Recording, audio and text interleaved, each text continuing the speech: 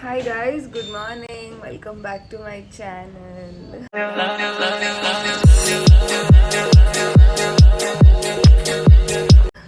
So time ಕಾಣಿಸ್ತಿದ್ಯಾ, almost 9 ಗಂಟೆ ಆಗ್ತಾ ಬಂತು. ಆ್ಯಂಡ್ ಇವತ್ತು ಸ್ಯಾಟರ್ಡೆ. ನಾನು ಯೂಶ್ವಲಿ ದಿನ ಎಲ್ಲ ಇಷ್ಟು ಲೇಟಾಗೆಲ್ಲ ಎದ್ದೋಳವಳಲ್ಲ. ಬಟ್ ಏನಂದರೆ ವೀಕೆಂಡ್ ಆ್ಯಂಡ್ ನೆನ್ನೆ ಕೆಲಸ ಕೂಡ ಅಷ್ಟೇ ಲೇಟಾಗಿ ಮುಗೀತು ಸ್ವಲ್ಪ. ಅದಕ್ಕೇ ನಾನೇ ನಿಧಾನಕ್ಕೆ ಎದ್ದೋಳೋಣ, let me take some time ಅಂತ ಅಂದ್ಕೊಂಡು ಇವಾಗ ಎದ್ದಿದ್ದೀನಿ. ಒಂದು 10 ನಿಮಿಷ ಆಯ್ತು ಎದ್ದು. ಆ್ಯಂಡ್ ಇವತ್ತು ವ್ಲಾಗ್ ಏನಪ್ಪ ಅಂತಂದರೆ ತಮ್ಲೈನಲ್ಲಿ ನೋಡಿರ್ತೀರಾ, ಸೆಲ್ಫ್ ಕೇರ್ ಸ್ಯಾಟರ್ಡೇ ವ್ಲಾಗ್ ಅಂತ. Because most of the Saturdays ನಾನು ಹೀಗೆ ಮಾಡೋದು. ಲೈಕ್ ವೀಕ್ ಡೇಸಲ್ಲಿ ಎಷ್ಟು ಪ್ರೆಷರ್ ಇರುತ್ತೆ, ನಮ್ಮನ್ನ ನಾವು ಕೇರ್ ಮಾಡ್ಕೊಳ್ಳೋಕ್ಕೆ ಆಗಿರಲ್ಲ, ನಮಗೆ ಅಷ್ಟು ಟೈಮ್ ಕೂಡ ಸಿಕ್ಕಿರಲ್ಲ. ಹಾಗಾಗಿ ನಾನೇನು ಮಾಡ್ತೀನಿ, ಸ್ಯಾಟರ್ಡೇಸ್ ಅಂತ ಬಂದಾಗ ಮಮ್ಮಿನೂ ಕೆಲ್ಸಕ್ಕೆ ಹೋಗಿರ್ತಾರೆ, ಒಬ್ಬಳೇ ಇರ್ತೀನಲ್ಲ. So I spend time with me time ಅನ್ನೋ ಥರ ನಾನು ಕೇರ್ ಮಾಡ್ಕೊಂಡು, ಹೇರ್ ಕೇರ್, ಸ್ಕಿನ್ ಕೇರ್ ಎಲ್ಲ ನನಗೆ ಎಷ್ಟು ಮಟ್ಟಕ್ಕೆ ತಿಳಿದಿದೆಯೋ ಅದನ್ನು ನಾನು ಮಾಡ್ಕೊತೀನಿ. ಸೊ ಅದನ್ನು ಇವತ್ತು ವ್ಲಾಗ್ ಮಾಡೋಣ ಅನ್ನಿಸ್ತು. ಆ್ಯಂಡ್ ಸೊ ನಾನು ನ್ಯೂ ಇಯರಿಂದ ಸ್ಟಾರ್ಟ್ ಮಾಡಿರೋದು, ಅಂದರೆ John 1st or 2nd start ಮಾಡಿರೋದು. ಇದು ಫಸ್ಟ್ ಒನ್ ಬಂದುಬಿಟ್ಟು, ಇದು ಬಂದು ರೋಸ್ಮೆರಿ ವಾಟರ್, ಇದು ಫರ್ಮೆಂಟೆಡ್ ರೈಸ್ ವಾಟರ್. ಸೊ ನಾನು ಎವ್ರಿ ಡೇ ಈ ರೈಸ್ ವಾಟರ್ನ ಫಸ್ಟ್ ಮುಖಕ್ಕೆ ಸ್ಪ್ರೇ ಮಾಡಿಕೊಂಡು ಆಮೇಲೆ ನಾನು ಡೇ ಸ್ಟಾರ್ಟ್ ಮಾಡೋದು. ಸೊ ದಟ್ ಅದು ಡ್ರೈ ಆಗೋಷ್ಟರಲ್ಲಿ ನಂಗೆ ಬೇರೆ ಕೆಲಸ ಮಾಡ್ಕೊತಾ ಇರ್ಬೋದು ಅಂತ. So let's do it.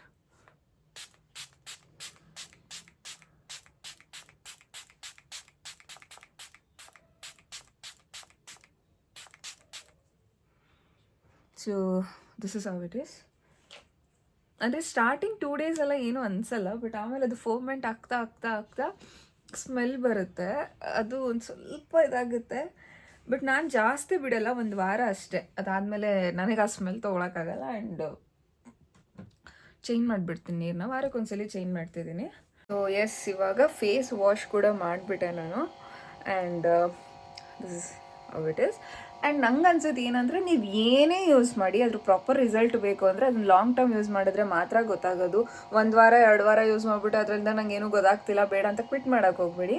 So ನಾನು ಕೂಡ ಅಷ್ಟೇ, ಲೈಕ್ ಜಾನ್ 1st ಅಥವಾ 2nd ಯೂಸ್ ಮಾಡ್ತಾಯಿದ್ದೀನಿ. ದಿನ ಮೇ ಬಿ 1-2 ದಿನ ಸ್ಕಿಪ್ ಆಗಿದೆ, ಮಿಸ್ ಮಾಡ್ಕೊಂಡಿದ್ದೀನಿ ಅದನ್ನು ಸ್ಪ್ರೇ ಮಾಡ್ಕೊಳ್ಳೋದನ್ನು. ಒಂದ್ಸಲಿ ಆದರೂ ಸ್ಪ್ರೇ ಮಾಡೋದಕ್ಕೆ I keep that in mind. ಅಂದರೆ ಎದ್ದಿದ ತಕ್ಷಣ ಮಾಡಿಬಿಡ್ತೀನಿ, ಸೊ ದಟ್ ಮರೆಯೋಕ್ಕಾಗಲ್ಲ. ಆ್ಯಂಡ್ ನನಗೆ ರಿಸಲ್ಟ್ ಅಂತ ಅಂದರೆ ಸ್ಕಿನ್ ಸ್ವಲ್ಪ ಸಾಫ್ಟ್ ಆಗ್ತಿದೆ ಅಂತ ಅನ್ನಿಸ್ತಿದೆ. ಆ್ಯಂಡ್ ಡೆಡ್ ಸ್ಕಿನ್ಸ್ ಅಥವಾ ಏನದು ಬ್ಲ್ಯಾಕ್ ಹೆಡ್ಸ್ ಎಲ್ಲ ಏನಿದೆ ಲೈಟಾಗಿ ಕಮ್ಮಿ ಆಗ್ತಿದೆ ಅನ್ನೋ ಫೀಲ್ ಬರ್ತಿದೆ. ನಮ್ಮ ಮಮ್ಮಿ ಕೂಡ ಅದೇ ಹೇಳ್ತಾ ಇದ್ದಾರೆ, ಲೈಕ್ ಮುಟ್ಟಿದಾಗ ಸ್ಕಿನ್ ಸಾಫ್ಟ್ ಅನಿಸುತ್ತೆ ನಿಂದು ಅಂತ. ಬಟ್ ನಾವು ಅಗೇನ್ ಕೆಮಿಕಲ್ಸ್ ಎಲ್ಲ ಯೂಸ್ ಮಾಡ್ತೀವಿ, ಫೌಂಡೇಶನ್, ಕಾಂಪ್ಯಾಕ್ಟ್ ಅದೆಲ್ಲ ಯೂಸ್ ಮಾಡಬೇಕಾದ್ರೆ ಮತ್ತೆ ವಾಪಸ್ ಸ್ಕಿನ್ ಡ್ಯಾಮೇಜ್ ಆಗೋ ಚಾನ್ಸಸ್ ಇರುತ್ತೆ. ಸೊ ಬೆಟರ್ ಇದನ್ನು ನಾವು ಕಂಟಿನ್ಯೂ ಮಾಡಿದ್ರೆ ಬ್ಯಾಲೆನ್ಸ್ ಮಾಡ್ಬೋದು, ಸ್ಕಿನ್ನ ಪ್ರಾಪರಾಗಿ ಇಟ್ಕೋಬೋದು ಅಂತ ಅನಿಸುತ್ತೆ. ಇವಾಗ ನೆಕ್ಸ್ಟು ನನಗೆ ಹೇರ್ ಫಾಲ್ ಸಿಕ್ಕಾಪಟ್ಟೆ ಆಗ್ತಿದೆ. ಅಂದರೆ ಅದು ವರ್ಕ್ ಪ್ರೆಷರಿಗೋ ಸ್ಟ್ರೆಸ್ಸಿಗೋ ಅದು ನಂಗೆ ಗೊತ್ತಿಲ್ಲ, ಅಥವಾ ಮಾನಿಟರ್ ಮುಂದೆ ಯಾವಾಗಲೂ ಕೂತಿರ್ತೀವಲ್ಲ ಅದೊಂದು ರೀಸನ್, ಮತ್ತು ನಾವು ಫುಡ್ ಏನು ತಿಂತೀವಿ ಅದು ಮ್ಯಾಟ್ರ್ ಆಗುತ್ತೆ. ಹಾಗಾಗಿ ನಂಗೆ ಸಿಕ್ಕಾಪಟ್ಟೆ ಹೇರ್ ಫಾಲ್ ಆಗ್ತಿದೆ. ಅದಕ್ಕೆ ನಾನು ಮನೇಲೆ ಒಂದು ಆಯಿಲ್ ಪ್ರಿಪೇರ್ ಮಾಡ್ಕೊಂಡಿದ್ದೀನಿ, ಅದ್ರ ರೆಸಿಪಿ ಕೂಡ ಅದನ್ನು ಹೆಂಗೆ ಪ್ರಿಪೇರ್ ಮಾಡಿಕೊಂಡೆ ಅನ್ನೋದನ್ನು ಕೂಡ ಹಾಕ್ತೀನಿ, ಅದನ್ನು ನೋಡ್ಕೊಂಡು ಬನ್ನಿ.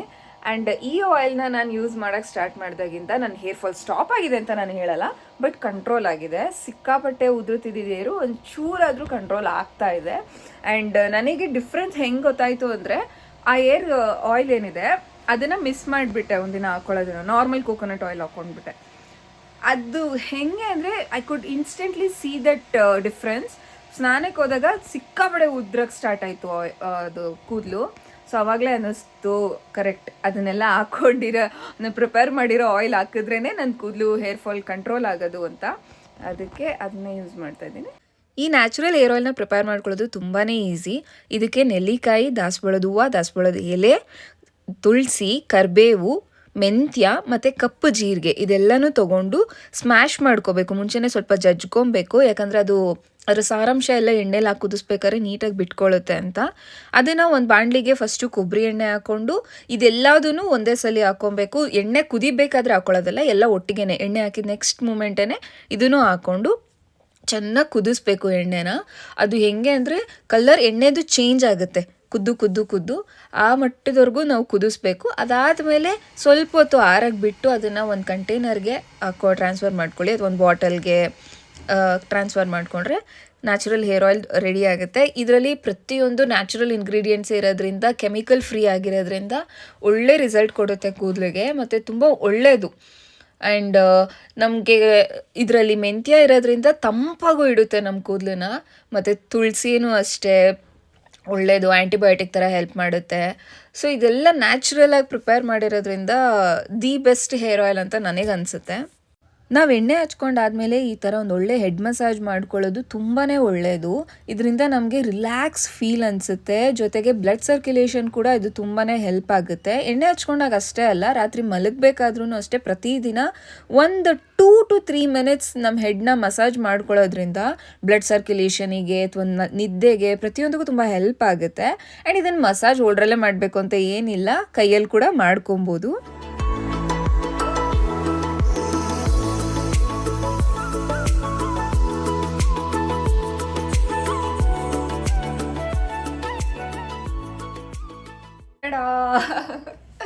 ಸೊ ಸ್ನಾನ ಆಗಿದೆ ಆ್ಯಂಡ್ ಪೂಜೆ ಮಾಡಿದೆ, ದೀಪ ಹಚ್ಚಿದೆ.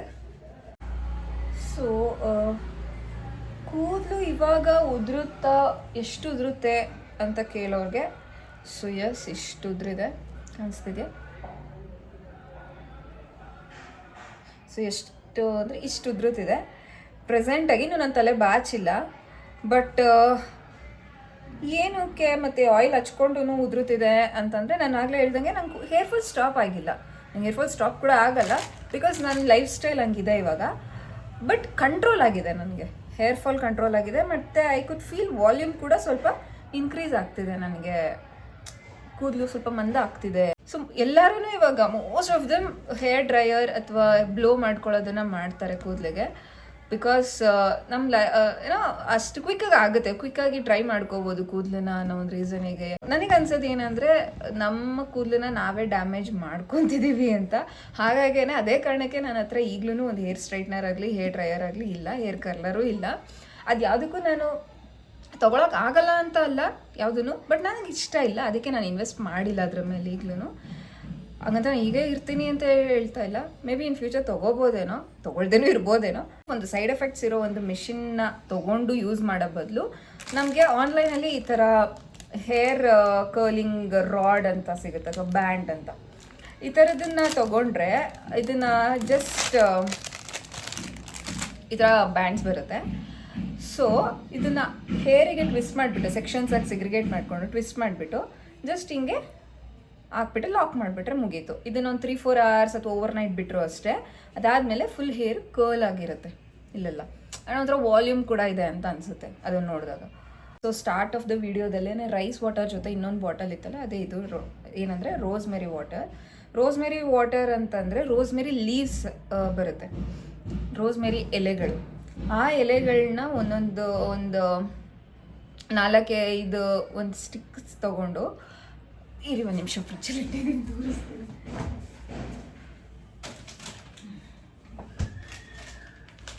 ಎಸ್, ಇದು ನಾನು ಇದನ್ನು ಝೆಪ್ಟೋಲ್ ತರಿಸಿದ್ದೆ, ಬಿಕಾಸ್ ನನಗೆ ಬೇರೆ ಎಲ್ಲೂ ಸಿಗಲಿಲ್ಲ. ಬ್ಲಿಂಕಿಟ್ ಆರ್ ಝೆಪ್ಟೋ ಸಿಗುತ್ತೆ ಇದು. ಇನ್ನೆಲ್ಲಿ ಹುಡುಕಬೇಕು, ಎಲ್ಲಿ, ಬಿಕಾಸ್ ನಮ್ಮ ಮನೆ ಹತ್ರ ಎಲ್ಲ ಮಾರ್ಟ್ಗಳಲ್ಲೆಲ್ಲ ಕೇಳಿದೆ, ಸಿಗಲಿಲ್ಲ. ಸೊ ಆನ್ಲೈನಲ್ಲಿ ತರಿಸಿದ್ದು. ಸೊ ಇದೇನಂದರೆ, ಇದು ಒಂದು 4 ಸ್ಟಿಕ್ನ ತೊಗೊಂಡು ನೀರಿಗೆ ಹಾಕ್ಬಿಟ್ಟು ಚೆನ್ನಾಗಿ ಕುದಿಸ್ಬಿಟ್ಟು ಒಂದು 10-15 ನಿಮಿಷ ಕಲರ್ ಬಿಟ್ಕೊಳ್ಳೋವರೆಗೂ ಕುದಿಸ್ಬಿಟ್ಟು ಆ ನೀರು ಆರಾಗಿ ಬಿಟ್ಟು ಆಮೇಲೆ ಅದನ್ನು ಒಂದು ಬಾಟಲಿಗೆ ಟ್ರಾನ್ಸ್ಫರ್ ಮಾಡಿಕೊಂಡ್ರೆ ಮಿನಿಮಮ್ ಅಂದರೂ ಒಂದು ವಾರದವರೆಗೂ ಯೂಸ್ ಮಾಡ್ಬೋದು ಈ ಹೇರ್ ಸ್ಪ್ರೇನ. ಆ್ಯಂಡ್ ಇದು ನಮಗೆ ಸ್ಟಿಕ್ಕಿನೆಸ್ ಕೊಡೋಲ್ಲ. ನಾವು ಇದನ್ನು ಸ್ಪ್ರೇ ಮಾಡ್ಕೊಂಡು ಆಚೆ ಕೂಡ ಹೋಗ್ಬೋದು. ನಾರ್ಮಲ್ ಸೀರಮ್ಸ್ನೆಲ್ಲ ಹೆಂಗೆ ಯೂಸ್ ಮಾಡ್ತಾರೆ ಅದೇ ಥರ ಇದನ್ನು ಯೂಸ್ ಮಾಡ್ಬೋದು. ಸೊ ಸ್ಟಿಕ್ಕಿನೆಸ್ ಇಲ್ಲ, ಮತ್ತು ಒಂದು ಸ್ಮೆಲ್ಲು ಅಷ್ಟೇನಂತ ಸ್ಟ್ರಾಂಗ್ ಸ್ಮೆಲ್ ಆ ಥರ ಎಲ್ಲ ಏನಿಲ್ಲ. It smells good also. And ಇದು ಮೇನ್ ಏನಕ್ಕೆ ಯೂಸ್ ಆಗುತ್ತೆ ಅಂತಂದರೆ ಹೇರ್ ಗ್ರೋತ್ಗೆ. ಎಲ್ಲಿ ನಮಗೆ ಯಾವ್ಯಾವ ಸೆಕ್ಷನಲ್ಲಿ ಹೇರ್ಸ್ ಫಾಲ್ ಆಗಿದೆ ಮತ್ತು ಅಲ್ಲಿ ಹೇರ್ ರೀಗ್ರೋತ್ ಆಗೋದಕ್ಕೆ ತುಂಬಾ ಹೆಲ್ಪ್ ಮಾಡುತ್ತಿದ್ದು. ಆ್ಯಂಡ್ ನಾನು ಸೆಕೆಂಡ್ ಟೈಮ್ ಆಯಿಲ್ ಮಾಡಿಕೊಂಡೆ ಅದನ್ನು, ಅದು ಖಾಲಿ ಆಗಿತ್ತು ಅಂತ ಹೇಳಿದ್ನಲ್ಲ, ಆ ಟೈಮಲ್ಲಿ ಈ ರೋಸ್ಮೆರಿ ಲೀವ್ಸ್ ಕೂಡ ಹಾಕಿದ್ದೀನಿ. ಫಸ್ಟ್ ಟೈಮ್ ಮಾಡಿದಾಗ ಹಾಕಿರಲಿಲ್ಲ, ಬಟ್ ಸೆಕೆಂಡ್ ಟೈಮಲ್ಲಿ ಹಾಕಿದ್ದೀನಿ. ಸೊ ಇದು ಇನ್ನೊಂದು ಟಿಪ್, ಹೋಪ್ ಇದೆ ಎರಡೂ ಟಿಪ್ ನಿಮಗೆ ಯೂಸ್ ಆಗಿದೆ ಅಂತ ಅನ್ಕೊತೀನಿ. ಇವಾಗ ಆಚೆ ಹೋಗ್ತಾ ಇದ್ದೀನಿ ನಮ್ಮ ಮಮ್ಮಿ ಜೊತೆ, ನಮ್ಮ ಮಮ್ಮಿ ವರ್ಕ್ ಮಾಡೋ ಪ್ಲೇಸ್ ಹತ್ರನೇ ಹೋಗ್ತಾ ಇದ್ದೀನಿ. ರೆಡಿ ಆಗಬೇಕಾದ್ರೆ ಇದೊಂದು ಹೇಳೋದು ಮರ್ತುಬಿಟ್ಟೆ ಅಂತ ಅನಿಸ್ತು, ದಟ್ ಈಸ್ ಕೂಮ್ ಬಗ್ಗೆ. ಸೊ ಕೂಮ್ ಬಗ್ಗೆ ಹೇಳ್ಬೇಕಾದ್ರೆ ಪ್ಲಾಸ್ಟಿಕ್ ಕೂಮ್ನ ಅವಾಯ್ಡ್ ಮಾಡಿ. ನಾನು ಪರ್ಸ್ನಲಿ ಇಟ್ಸ್ ಬಿನ್ ಲೈಕ್ 2-3 ಮಂತ್ಸಿಂದನೂ ನಾನು ಪ್ಲಾಸ್ಟಿಕ್ ಕೂಮ್ನೇ ಬಳಸಿಲ್ಲ. ನಾನು ಬಳಸ್ತಾ ಇರೋದೇ ವುಡನ್ ಕೂಮ್, ಅದರಲ್ಲೂ ಇದು ನೀಮ್ ಕೂಮ್. ತುಂಬಾ ಹೆಲ್ಪ್ಫುಲ್ ಇದು ಹೇರ್ಗೆ. ಅಂದರೆ ಪ್ರತಿ ಸಲ ನಮ್ಮ ಸ್ಕ್ಯಾಲ್ಪಿಗೆ ಇದು ಟಚ್ ಆದಾಗ ಒಂದು ಏನಂತಾರೆ ಆ್ಯಂಟಿ ಬಯೋಟಿಕ್ ಟೈಪ್ ವರ್ಕ್ ಮಾಡುತ್ತೆ. ಮತ್ತು ಪ್ಲಾಸ್ಟಿಕ್ ಕೂಂಬಲ್ಲಿ ನಿಮಗೆ ಹೇರ್ ಸ್ಕ್ಯಾಲ್ಪ್ ಡ್ಯಾಮೇಜ್ ಆಗೋ ಚಾನ್ಸಸ್ ತುಂಬಾ ಇರುತ್ತೆ. ನನಗೂ ಇದು ತುಂಬ ಲೇಟಾಗಿ ರಿಯಲೈಸ್ ಆಗಿದ್ದು, ಹಾಗಾಗಿ ನಾನು ಜಸ್ಟ್ ಇನ್ನು 3 ಮಂತ್ಸ್ ಆಗಿದೆ ಅಷ್ಟೇ. ಸೊ ನನ್ನ ಸಜೆಷನ್ ಅಂದರೆ ಪ್ಲಾಸ್ಟಿಕ್ ಕೂಮ್ನ ಬಳಸಬೇಡಿ, ವುಡನ್ ಕೂಮ್ಸ್ನ ಬಳಸಿ. ಸೊ ಎಸ್, ರೆಡಿ ಆಗುವ. ಸೊ ಎಸ್ ಹೊರಡುವ. ಜಸ್ಟ್ ಒಂದು ಲಿಪ್ಸ್ಟಿಕ್ ಆ್ಯಂಡ್ ಕಾಜಲ್ ಹಾಕೊಂಡಿದ್ದೀನಿ, ಕಿವಿಗೆ ವಾಲೆ ಹಾಕಿರಲಿಲ್ಲ, ಅದನ್ನೊಂದು ಹಾಕ್ಕೊಂಡೆ. ಸೊ ಎಸ್, ಇದೇ ನನ್ನ ಕೂದಲು ಆಫ್ಟರ್ ಹೇರ್ ವಾಶ್ ಆ್ಯಂಡ್ ಬಾಚ್ಕೊಂಡ್ಮೇಲೆ. ಸೊ ಹಿಂಗೆ ನ್ಯಾಚುರಲಾಗಿ ಸ್ಟ್ರೈಟ್ ಆಗಿದೆಯಲ್ಲ, ಸೊ ನನಗೆ ಅದಕ್ಕೆ ಅನಿಸಿಲ್ಲ ಯಾವತ್ತೂ ಸ್ಟ್ರೈಟ್ನಿಂಗ್ ತೊಗೋಬೇಕು ಮಾಡ್ಕೋಬೇಕು ಅಂತ. ಆ್ಯಂಡ್ ಫ್ರಿಝಿನೆಸ್ಗೂ ಅಷ್ಟೇ.